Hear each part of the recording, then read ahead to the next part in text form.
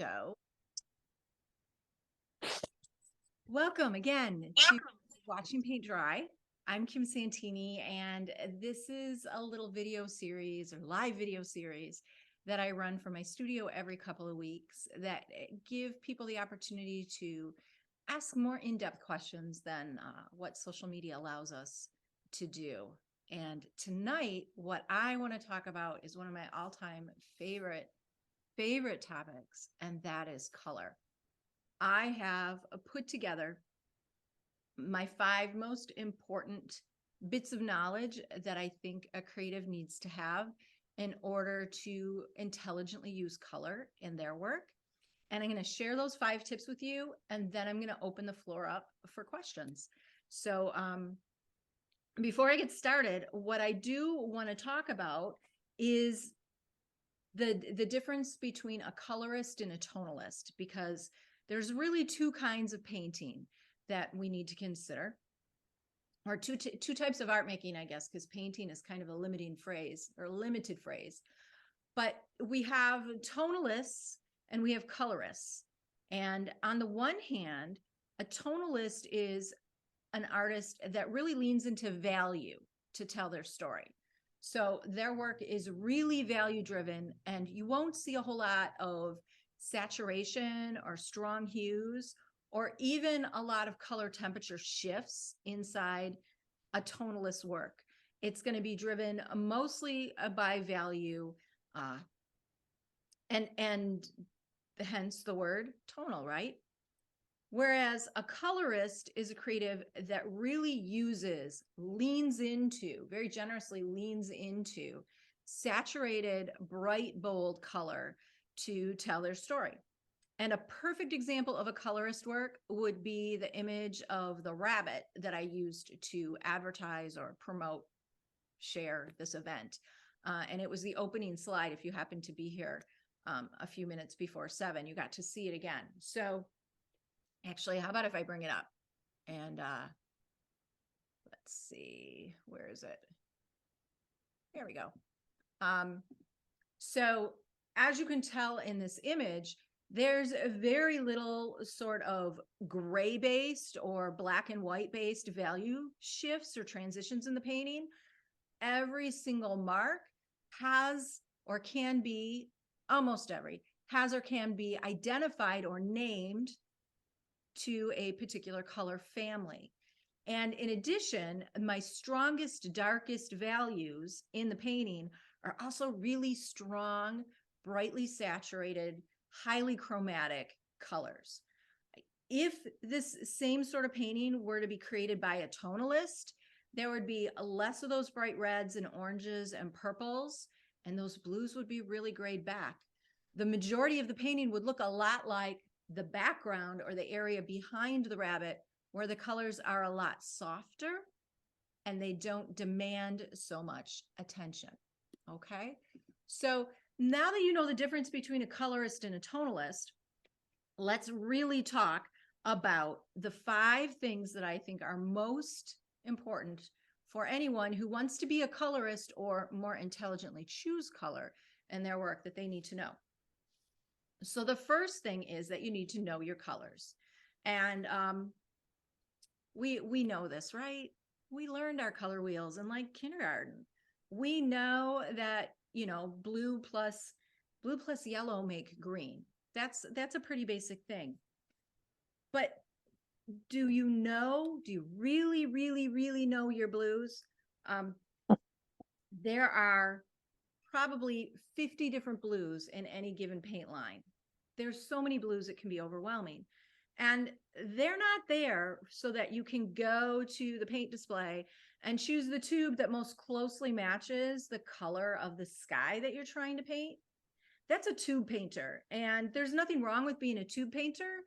But if you start to learn the variety of blues that you can mix when you have multiple tubes of blue, and you also incorporate other color families into your color mixing, you're going to come up with a very personal, unique looking, identifiable palette. And it's going to give you so much more expressive opportunity to get your work to stand apart and look different from everybody else's. So understanding those blues that you have and knowing what their properties are is going to help you use them much more better. That's great English, Kim. So for instance, we have two blues here, and I know that this manganese blue is transparent. I can see that based on this mark. This is an actual mark of paint here on my tube, and I can see through that mark of paint, whereas I cannot see through it on this ultramarine tube. So this paint is going to give me a transparent mark when I reach for it. This paint is going to give me an opaque mark when I reach for it. And because I use these two colors every single day when I paint, I also know that when I mix with this manganese blue, I get a more chromatic mixture than when I mix with ultramarine blue, which tends to really gray mixtures out.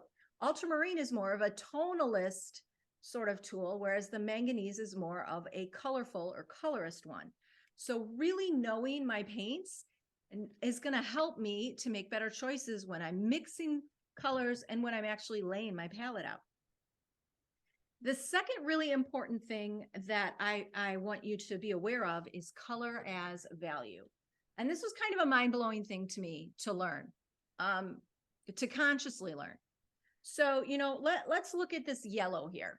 So we know we have yellow, and we can tint it with white and it gets a little bit lighter. We can shade it with black and it sort of grays out a little bit. But we know that we can get different values with yellow. But let's look at our actual value or gray scale here. And yellow is really only ever going to sit like right here at the very edge of our value scale.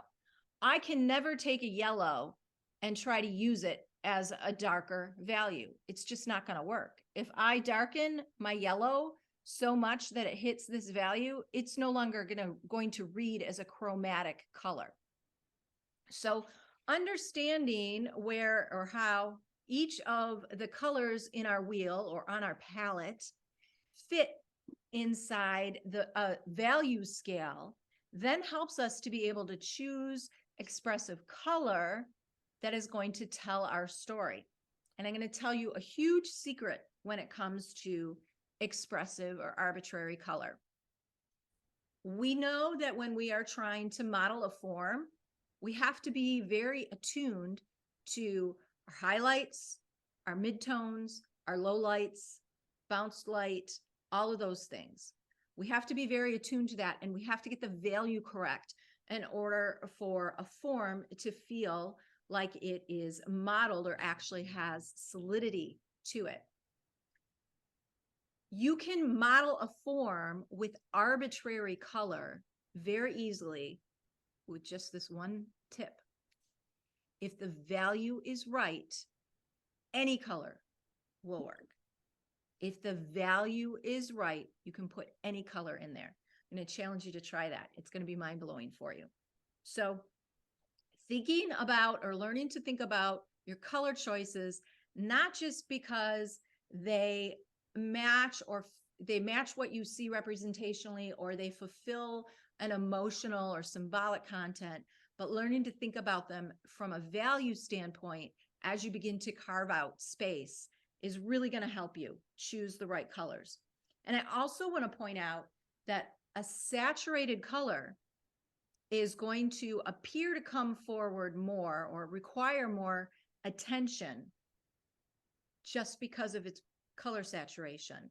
And therefore, a really, really bright, where am I pointing? A really, really bright yellow may actually feel as though it is darker than its lightest light.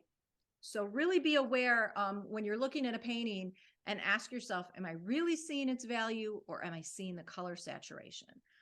And that will help you to paint smarter. The third point that I feel is critical is an understanding of color as temperature. And let's go back to this. Color is temperature. So we learned when we were very young that yellow and orange and red were warms and everything else was cool. And that served a lot of us for a really long time. But I'm going to tell you that that is sort of a unilateral, neat organization of color temperature. But inside every color family, there you will find warms and you will find cools. Let's go back to these two tubes of blue. Okay. So we have them sitting here side by side. If I bring them in closer, you can see them. These are two blues. And when they're sitting side by side, we can see that the ultramarine blue is way cooler than the manganese blue.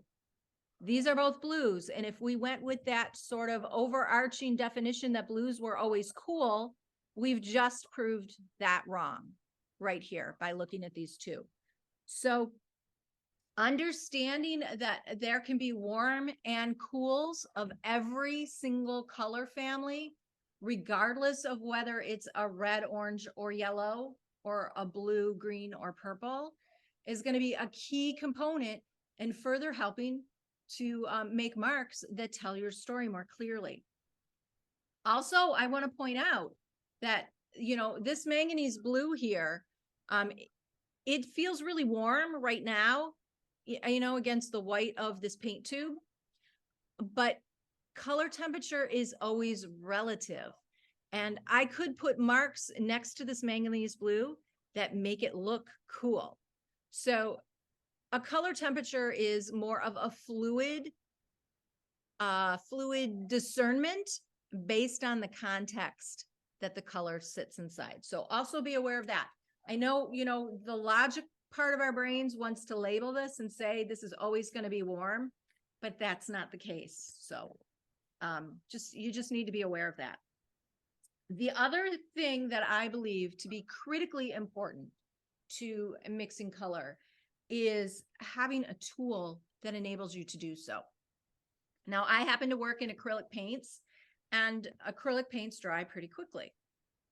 There was a time when I mixed my paints on that wax palette paper that you would get in the whole pad.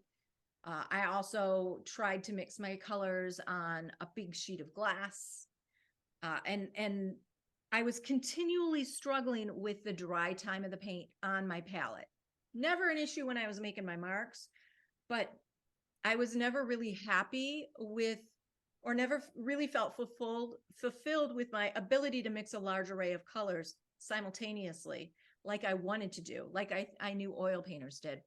And then I learned about this palette system, which I have used for about 20 years. And it's going to be awkward to try and show it to you online. But this is it. This is probably one of my very first boxes that I ever owned. It is a literal plastic box, and the lid actually has a seal on it. So you can close this box up when you're done tight, and no air circulates around it. But it's not just the box that works, that does the magic, but it's what you put inside of the box. So this particular box comes with a sponge, and this one's really, I didn't want to get a wet one because it would make a hot mess here. But this is a dry sponge, and I put the sponge in the box, and when it's wet, it will lie flat. And I want the sponge to be wet because I do want it to lie flat. And then I'm going to take this special piece of palette paper. This is actually Tyvek. I'm going to put this Tyvek over top of the sponge in the box. Let's move this because it's too bulky. And now what I have is this like a little humidor for my paints. And the sides of the box are just high enough that they really keep the moisture that's in the sponge. They keep everything right here. The fibers of the paper are formulated or aligned in a way that they pull the water from the bottom of the box up to the surface where the paints sit. And my paints stay wet for hours. I can use one of these boxes, or I do use one of these boxes for up to a week.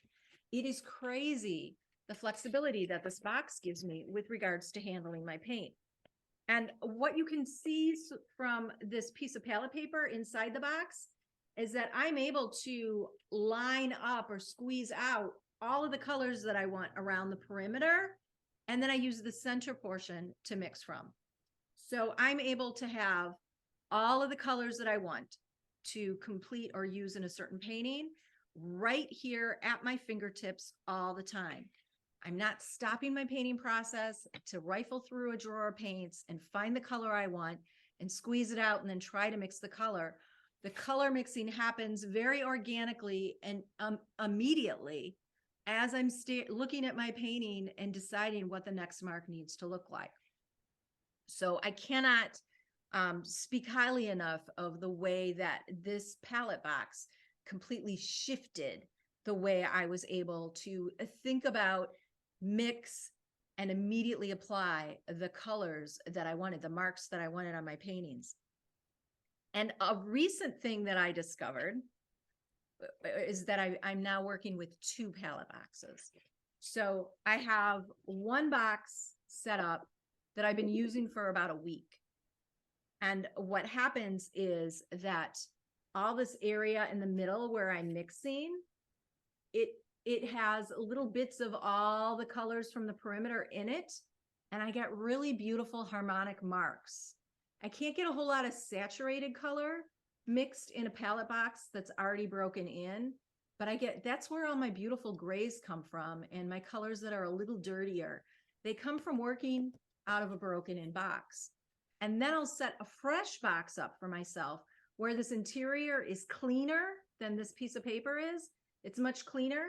And I can go to that second box with the same colors around the perimeter of it, and I can mix much brighter, saturated, cleaner color in that second box. So having the 2 boxes available to me side by side while I'm working on a piece gives me even more flexibility and control over the marks that I'm making on my paintings. And when I'm done, I put the lid on it. Well, I'll spritz it with a little bit of water first, put the lid on it and seal it. And they're ready for me in the morning or for my next painting session to pop open. So I don't know if I mentioned this, but it's called a Masterson Stay Wet palette system. And you want to get the acrylic box. That's the box that comes with the sponge. They have other versions, but they don't necessarily come with the sponge. And just to clarify, I don't get a kickback from them. I don't get a kickback from the golden tubes of paint I sold. I'm just talking about these products because I really love them and believe in them. And the other thing with the broken in palette box is that because all of those colors in the central area have little bits and pieces of each other in them, they're automatically harmonic. So you don't ever have to think about color harmony again. I lay the same colors out in my box every single time. And that means that all of the colors, all of the mixtures are going to be unilaterally harmonic across my entire body of work. It's so thrilling to be able to do that and have that tool right literally at my side the whole time that I'm painting. I really truly think that the palette box is more significant of a tool to me than my surface or my brushes themselves. The only thing that would maybe be equivalent to the box is the quality of paint that I use. And then that leads me to my 5th point, which is once you know your tubes of paint and you know how they behave, once you begin to see color as value and you can begin to plan compositions based on color choices to tell your value story, once you understand the temperatures of colors and how they can shift inside families as well as how they work relative to each other, and you have a tool that enables you to mix all of this, that's when you're ready to choose your own personal palette. And that's when you lean into choosing your primary colors, the primary colors that you really love and enjoy working with the most, and then fleshing those out with secondaries that maybe you can't mix with primaries. Like I absolutely love the light magenta, and that's not a color that I can mix with my primaries. Just the pigment and the way it sits from a chroma standpoint isn't anything that I can get at that value with my other primaries. And also there are some greens that I really love that I just don't have. I'm not able to recreate those with the paints that I have. So choosing your personal palette, some people ask, well, why would I want to do that? Why can't I just use the same colors that you use, for instance? And you can, absolutely. But then your color palette, your paintings are going to look like mine. And while I lean into things like pinks and oranges for a very particular reason, maybe you have, or there most likely are other colors that you're more comfortable working with that give you more satisfaction to work with. Maybe you live in an area where the color palette of the landscape is totally different than mine, and you're not going to be able to achieve, those sorts of blue skies or the golden glow of the light at a certain time of day with the colors that I've chosen. So I really encourage my students to think about the colors that they're choosing and make sure that every color they lay out or squeeze into their palette box is there for a certain reason, not just because somebody else uses it, but for a certain personal reason that they're attuned to, because that's where the style comes in. That's where your work begins to look unique and identifiable as your own. And really, that isn't that what we all want, is to make work that feels like it's ours to begin with. um so choosing your own personal palette is a great way to begin to put your own personal stamp on the pieces that you make. And in alignment with that, I want to remind you, if you didn't get a chance to watch the video that I popped into the event earlier on last week, I shared a video lesson specifically about that, and with some challenges on how you define red, for instance, and swapping out or making more creative decisions in your definition of some of the primaries as you begin to explore developing your own palette. So there you have it. Those are my 5 key color topics or color concepts to be aware of. And we've got a good amount of people here, which is really wonderful. I love this. I want to give everybody an opportunity to ask a question. So if you want to pop them in the chat, I'll open the chat window, and I'll just start fielding questions from there. And hopefully that will give everybody an opportunity to sort of ask what's on their mind. And I'll take a sip of water because I've been talking.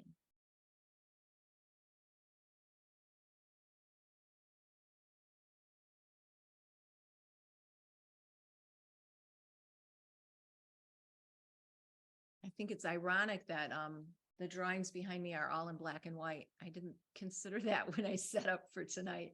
I should have popped some color back there for you. But working in black and white is important to me right now because I am very aware of the fact that I personally see color saturation before I see value. And so forcing myself to work where I only have a grayscale really helps me to understand how values relate to each other and tell a story more cleanly.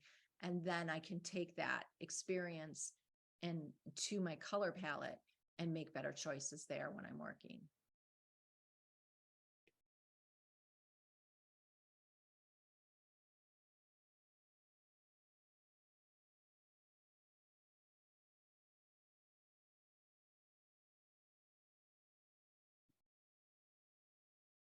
While I'm waiting for questions to show up in the chat, maybe if some of you have more immediate ones or want to raise your hand and ask a question about color. I know it is a very complicated question. Oh, we got a question here. So let's see.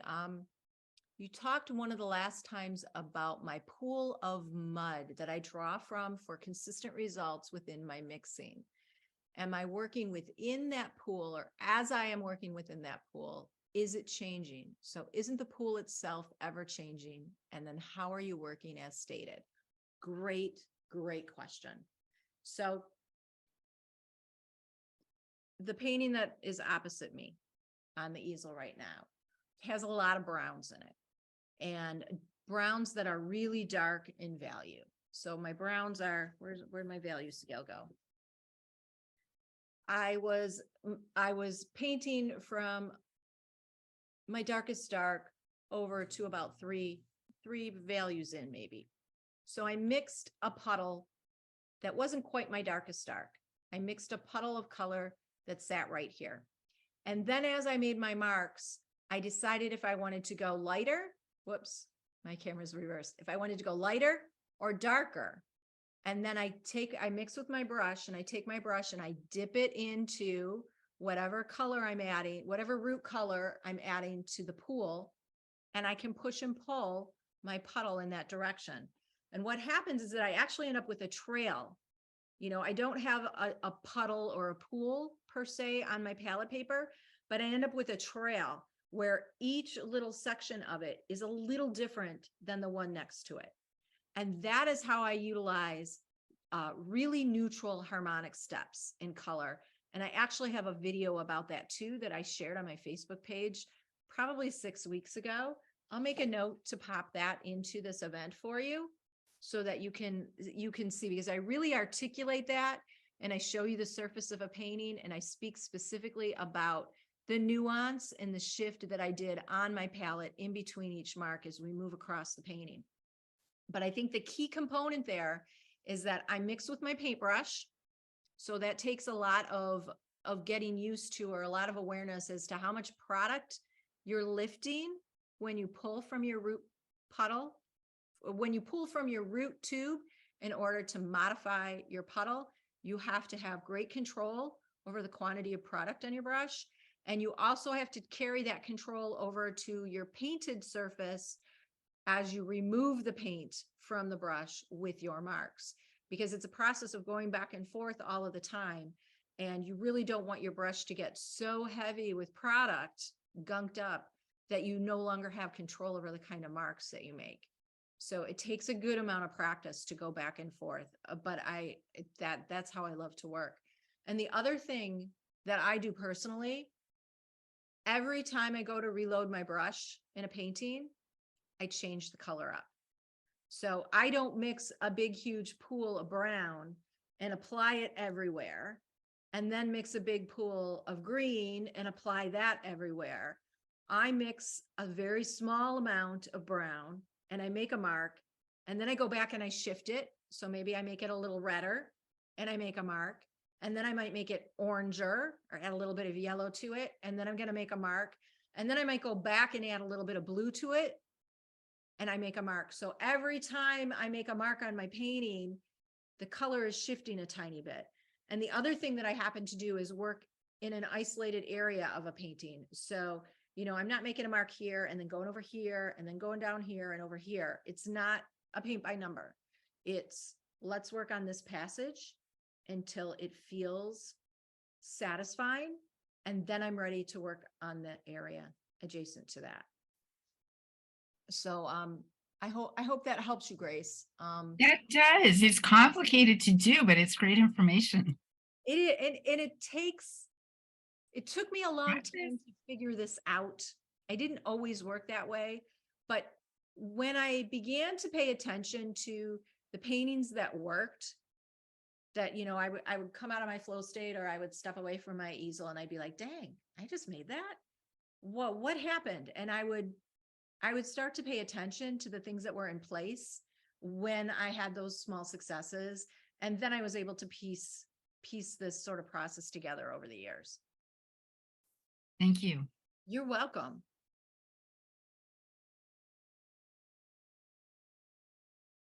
If somebody does have a question, a quick question, or something that feels a little too mind-boggling to type up, please do unmute yourself and go ahead and ask it.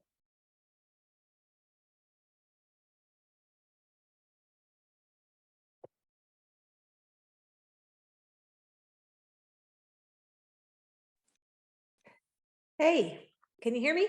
I can hear you. Hi, Betsy. Hi, I'm sorry I joined late, but I don't know if you've covered this subject, but how do you decide which colors to use in your palette? And I've noticed that you do such a great job with blending your colors to where it doesn't look like a stripe of this and a stripe of that. How would you suggest that we're better at that as far as painting a little more loosely? You might have touched on that with the adding the colors you know, Mhm. what you just talked about. But my biggest problem is that I tend to be a little streaky when I'm painting, and I'm not getting the blend. And when I blend, sometimes it's like too much. Yeah. It's, you Yeah. know, Oh, I do that too. So the process that I just spoke about, where every time I go back to my box, I'm shifting my color a little bit, and then I'm laying marks adjacent to each other, because by virtue of there being all these little baby steps to the marks, it feels more blended from a distance. But what's really cool is that actually when you get in close to the work, you can see the brushwork, you can see the edges of them, but because the differences between the marks are so minute, the viewer doesn't read them from further away. It's sort of like a treat or a reward for anybody who comes in closer. So if you practice that sort of process of very nuanced, small steps every time you go back and load your brush, you're going to be less streaky. Another great way to be less streaky is to use, I call it a big ass brush. Use a brush that's way larger than you're comfortable with. Number one, that's going to help you paint looser. You can't get really tiny brushy marks with a big brush, you know, and the majority of my paintings are mostly painted with a brush that's at least 1.25 inches wide. You can get small marks by, you know, putting 1.25 inches wide mark down and then layering a mark over top of that on one side and layering a mark over top of it on the other side and just revealing a skinnier mark. So don't fall into the way of thinking that the scale of your brush dictates the size of your marks. And just push yourself to work out of your comfort zone with a wider brush, and you'll be able to get, it's hard to get streaky when you have a wide brush. Because you can do, you know, if you're working on an 8x10 with 1.5 inch brush, you're going to be making big marks. It's not going to feel streaky. And if you're doing that with a wide brush and nuanced steps between every brush reload, you're also not going to get streakiness because everything's going to be so close together. By nature, it's going to feel more blended. As to your question about choosing our personal colors or how I came to the colors that I love, I studied with Vienna Szabo. Her last name is Szabo. And she had me start with a limited palette. And there's all sorts of content out there that you can Google search painting with a limited palette. But essentially you start with 2 of each of the primaries. And you want your 2 primaries, you want them to be of different color temperatures, just like these 2 blues are, and you want them to be different values. So you want a darker blue and you want a lighter blue, and you want the same with your yellow and with your red, and then you use a white. And you work just with those 7 tubes of paint. And as somebody who went from having 60 tubes of paint that I was constantly rifling through and trying to mix, and I get really frustrated because, you know, that's another reason why you get streaky marks. If you're mixing on a piece of glass or a piece of wax paper, you're not able to mix a big enough puddle that you can work that puddle or pathway transition like I do in the palette box. But you gotta compromise. You gotta do the work with those 7 tubes of paint. And what I discovered right away was that I really didn't like alizarin crimson. I wanted warmer red, a warmer red than alizarin crimson. And I settled on a cad dark. And I really liked that. It was cooler than the cad orange that I was using, which was my other red, but it also was a lot warmer than the alizarin, which just felt really foreign to me. I didn't like the way it felt too purple. And I also didn't like the way it mixed. It didn't feel like it gave enough warmth or redness to anything when I mixed with it. So you learn all of these things when you're working with a limited palette, because you only have those 7 tubes, and you learn more quickly about which colors you like and which you don't. And then you're able to swap out and find something that you do like. And it takes time. It isn't flipping a light switch. It does take time. But ultimately you walk away with a deeper understanding of the first point, which is knowing your tubes, and a better understanding of the temperature shifts that you can create with those tubes. And ultimately, it's really going to inform your work in super positive ways. Thank you. Yeah, those were great questions.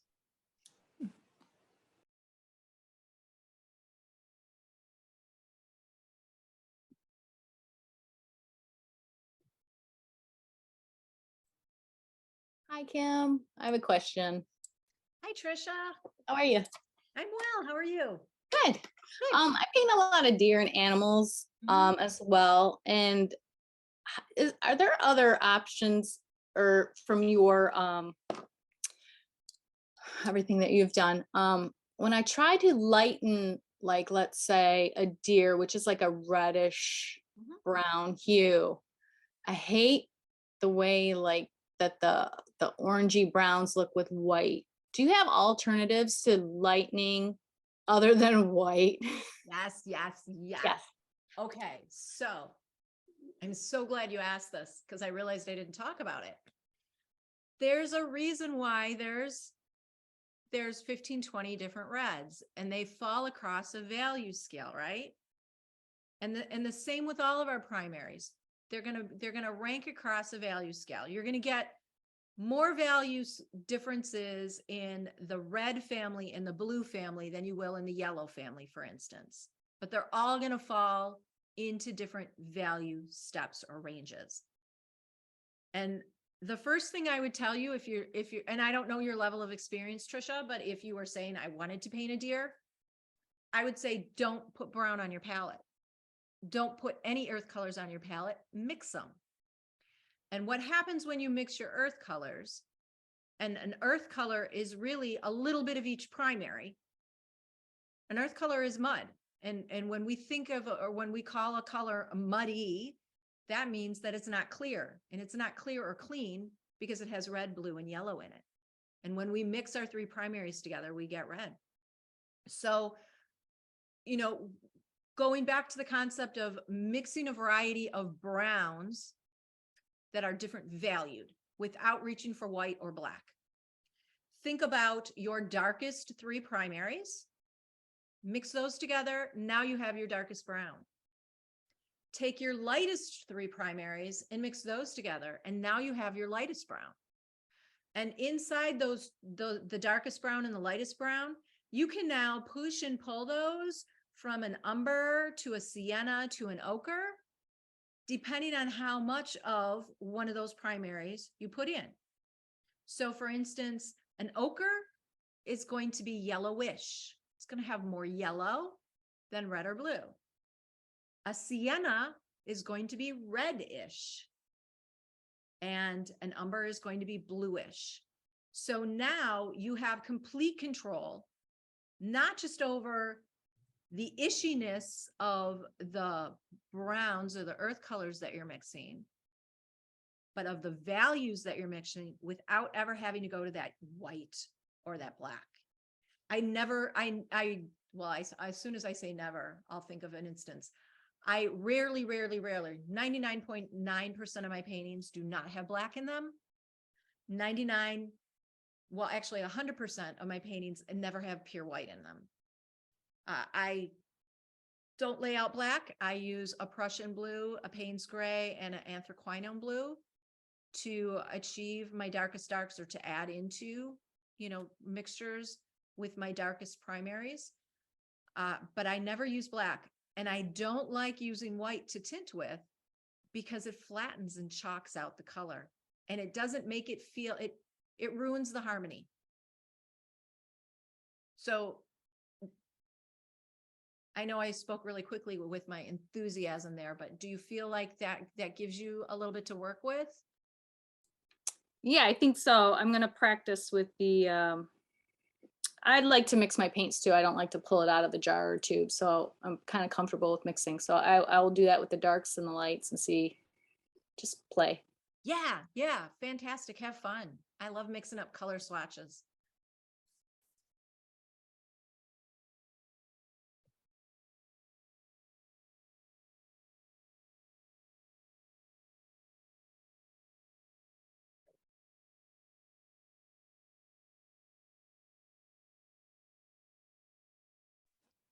I'm looking for another question.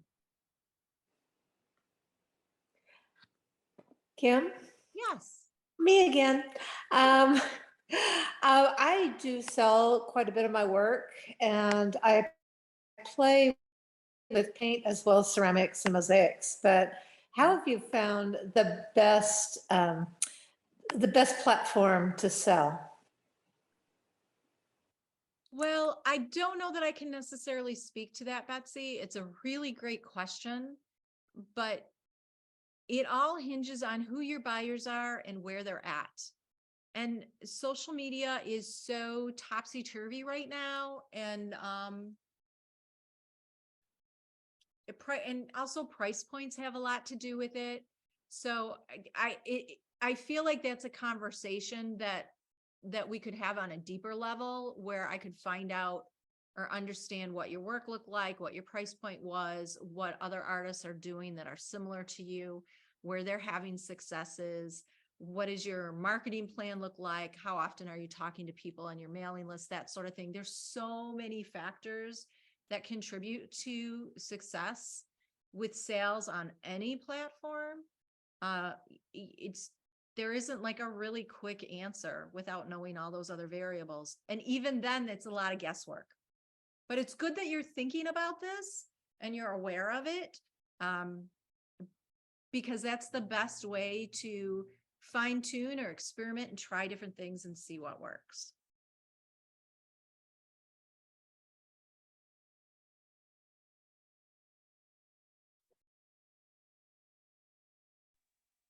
Thank you.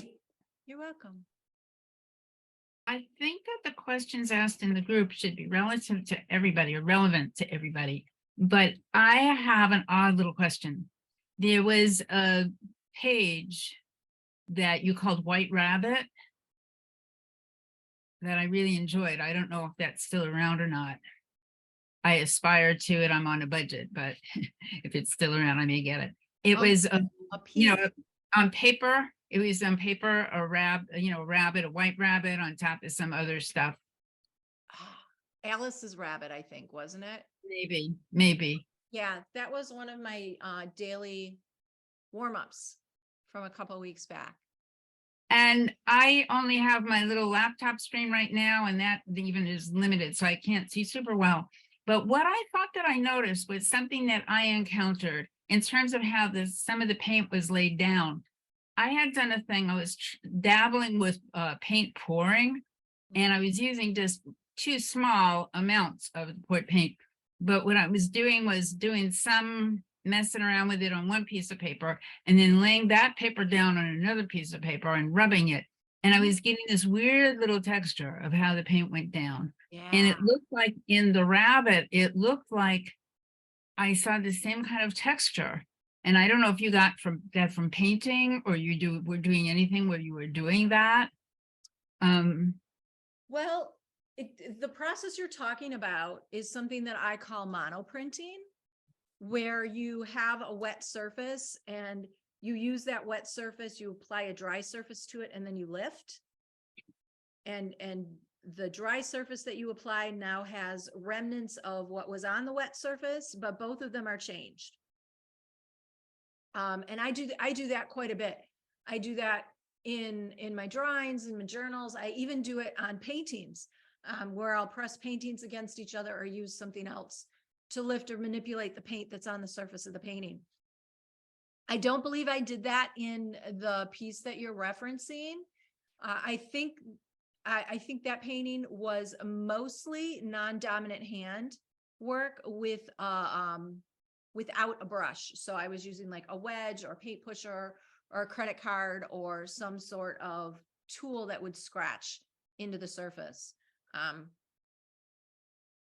I don't recall clearly, and I don't have the piece here to look at, so I'm not able to speak directly to that.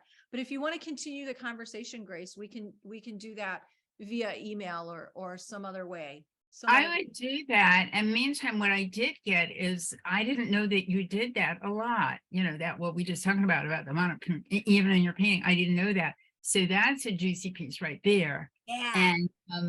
And then we might continue. Thank you so much. Yeah. one of the reasons why I do the daily warm-ups is because they inform my paintings, not just like, more so than just like today I went to them because I'd been reading some Cy Twombly catalogs, and I fell in love with a couple color pathways in his works, and I wanted to play with those colors. And so I took them to my daily warm-ups and just played with them there. But it gives me the opportunity to try things that might feel too risky at the easel, and experiment with different processes and make all sorts of discoveries that I could then intentionally invite over, over to the easel and weave them into a piece that's in process. So if anybody is intrigued about that, or any of the color concepts that I talked about today, those can always be brought into a really, really simple daily exercise or prompt that takes 5 to 10 minutes. I mean, you can explore color with a box of crayons. You don't need to have a palette, your brushes, and a painting surface available for any of that. Pare it down and make it digestible for whatever amount of time you have and whatever tools you happen to have on hand. Because color knowledge is, like understanding how this blue works that comes out of this tube is important, but so too is like the broader concept of understanding blues, and you can get that with any media. You don't have to have the actual paints in front of you. Thank you. You are welcome. Phew.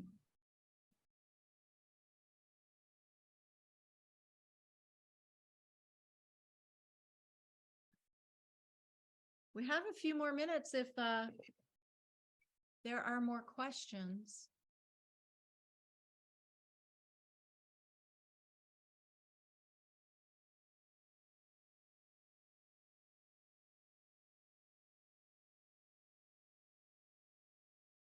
The next session is going to be April 26th at noon. And I'm going to talk about my experience being the official artist of the Kentucky Derby, which was an honor that I had in 2015. And being that that is going to be just a couple weeks before the Derby itself, I thought it would be a really fun topic to talk about. And that particular project was a commissioned work. It wasn't a contest that I won. It actually was a job. So I'm going to talk a little bit about how that process worked and how you navigate a commission project, particularly when it's something that's gets a little bit more public scrutiny than a piece that may just end up hanging over a client's couch. So I'm really looking forward to sharing that with it. The springtime is always extra fun for me to walk down memory lane and remember that experience too.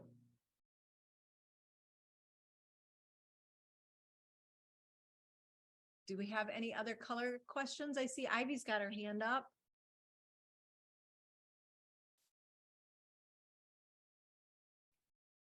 I think you have to unmute yourself, Ivy.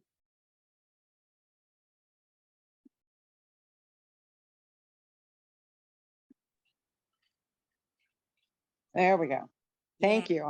For some reason, I wasn't finding what I needed for that. So, hi, and sorry I'm late, but glad to be here anyway. You always have something to say, which I find it interesting in my own painting practice. So what I wanted to just put out there was that I took a class from another painter, and what he had us do was using our whatever 3 primaries we were using, do an entire chart of all the mixtures. And when I say entire, I think it was like, maybe it was 12 by 12 or something, 12 cells by 12 cells, which was really fascinating to see all the different things that you could get out of those particular 3, so. Yeah, isn't it eye-opening, because we don't think about the versatility of Yeah. the color until we're really pushed to use it in a broader way. And I personally love mixing color swatches, and I have taught classes myself where I've asked my students to do them, and I get a lot of resistance from students. And so you know, as a consequence, I dropped that from my curriculum because I didn't want anybody to come in class and feel that. you know. Yeah. So, but I did try to work it in other ways. And I had a lot of fun exercises based on limiting your brush marks, Mm, limiting your time, limiting the size of what you were able to work on, like really dropping the ratio down to like a 4x6, but you have to use a Okay. 1-inch wide brush. And really helping my students to understand the parameters in which they're the most comfortable with, or they find that they get the most exciting work. And then I assigned the color swatches as homework. So those who really wanted to do them, did them. yeah, Those yeah. who didn't still had an opportunity to learn something in the classroom dynamic. Yeah. Well, I'm not encouraging you to do it or urging you by saying this. I was just putting it out there that Yeah. what an amazing learning for myself Mhm. with 3 measly little colors. You Mhm. know, I mean, what's 12 times 12? Something like 144. Yeah. You know, I had 144 different Mhm. shades, tones, whatever. An- You know, another exercise that I've done, which is a great way to practice mixing with your brush and loading it in baby steps, I haven't really is done much of that. create a triangle. I have a worksheet that I used to use back when we could travel to workshops. I had a worksheet with a triangle imprinted on it. And it was like a triangle with a pathway. And you would start with a primary in one corner. So if red was at the top, you would start with your red and you would work your way down in baby steps toward the yellow. And the goal was to get as many small steps as you could of separate mixtures without there being a noticeable line or having there be a very, very tiny jump. And you had to mix with your paintbrush. And it was really challenging for my students to figure out or navigate, learn the tinting power or strength of a Oh particular boy, that is for sure. versus whatever else they were working with, and control those steps and do it all with their brush. So that's a great exercise for anybody who also wants to explore the sort of nuanced mixing that I utilize in my paintings in a more controlled environment where you're just literally trying to recreate that pathway or that bleed from one pure primary to another. So you were mixing, like, let's say you started with the red at the top, and let's say blue was your next down here. You would be mixing red and blue together. I would Oh, be in slowly adding a tiny bit of blue to each yeah, mixture. And yeah, it's a good yeah, exercise. yeah. Okay, sounds great. Thank you. You're welcome. I have one quick one. Well, maybe it might not be quick. Do you approach your paintings intuitively as far as your color, or do you have a idea before you start painting? I'm thinking. I think I do both. You do both. Yeah. So sometimes I have a really strong vision, like Windswept, the piece that I've been working on the last couple of days, the pony as a vessel full of petals. I saw her in a dream. And so I kind of knew where she was going to end up. And I already had an idea with regards to the higher key and the colors that I wanted in the darker values. So she was sort of a little bit like, I didn't know exactly what she was going to look like, but I had an inclination of where she was going to go. And I started a new one today and really leaned into the values with this one. And I honestly, I have no idea where it's going to go, but because I started out leaning into the values, I stuck with a more literal color palette to begin with, just to get the concept down, because the initial concept wasn't as formed Mhm. as the previous painting. So sometimes I'll start out in a more literal rendering, but I always try to just use that as a seed and allow the piece to shift and transition as it goes. And one thing that I always tell my students, hear me say this nonstop, is that I really am trying to step so far away from the literal, and I feel like I make a little bit of progress in one way, one vein, and then I look at a piece and I'm like, dang, I didn't even realize that I was literally using, literally painting petals as literal petal shapes in the last painting, when really all they needed to be were dabs, or they just needed to be abstract marks. But for whatever reason, my brain was latched in on the label of petal, and that was how I painted it. But then that is in and of itself a what if for me to take to the next piece. Okay, so I didn't explore this concept as loosely or imaginatively as I might have. So let's try it again in a value-based study, which is what I just started, and see what happens. See how I can be less literal, more arbitrary with the definition of shapes, the choices of color, the application of paint, maybe even take bigger risks with the whole design, those sorts of things.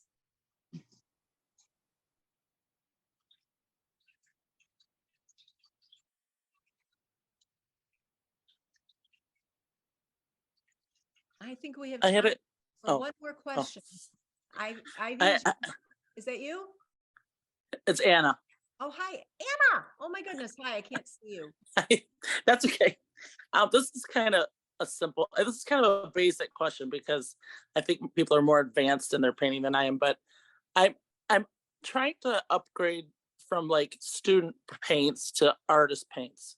And so they have, how they offer so many different palettes of paint.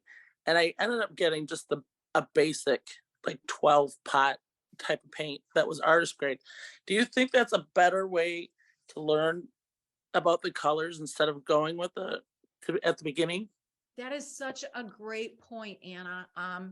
So there are different grades of paint for those of you who aren't aware. There's craft paint, there's student paint, and there's artist paint. And really the difference between all of those paints, they're essentially the same formula. They have pigment and binder and fillers.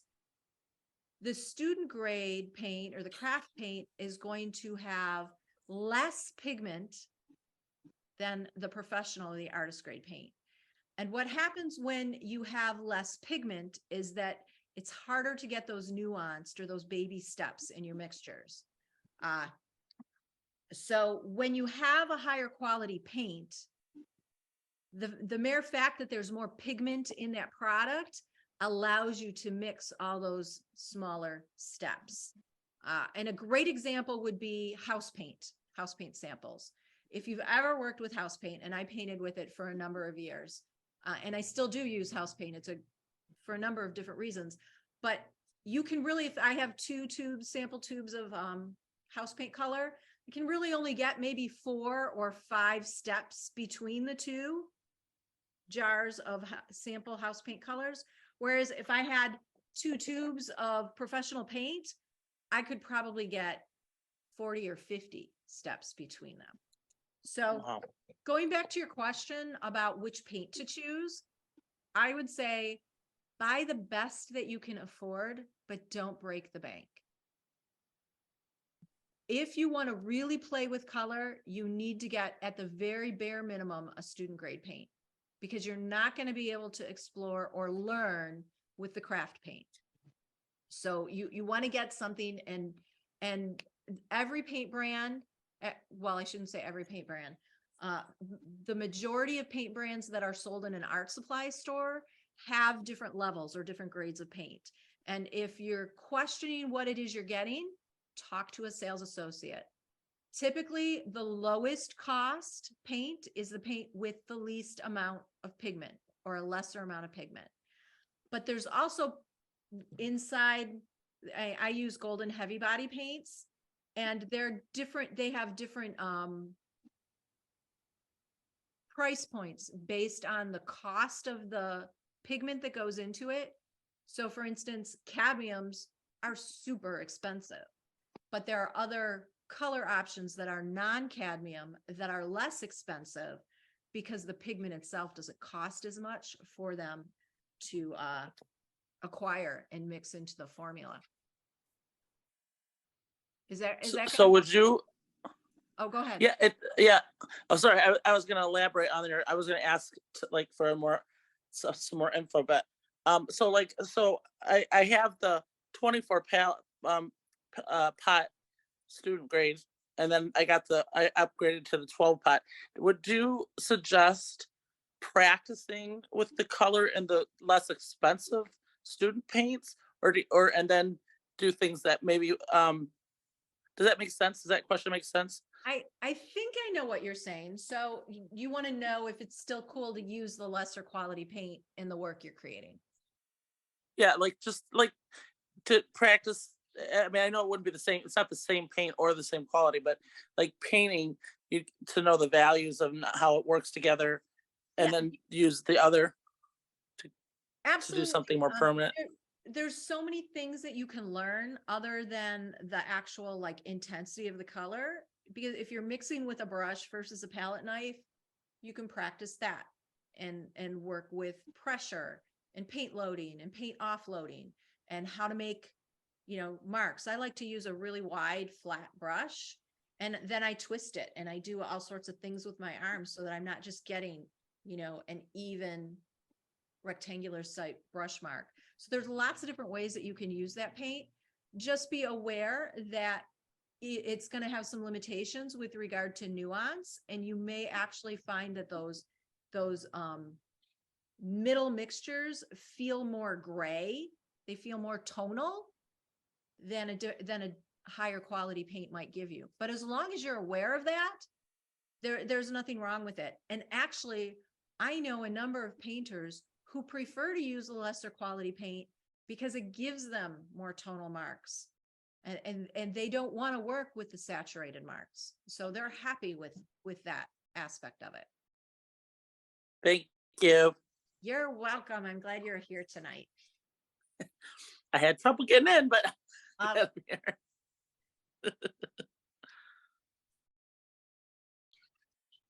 Well, I want to thank everyone for coming in tonight and spending the last hour with me talking about color. It was really fun.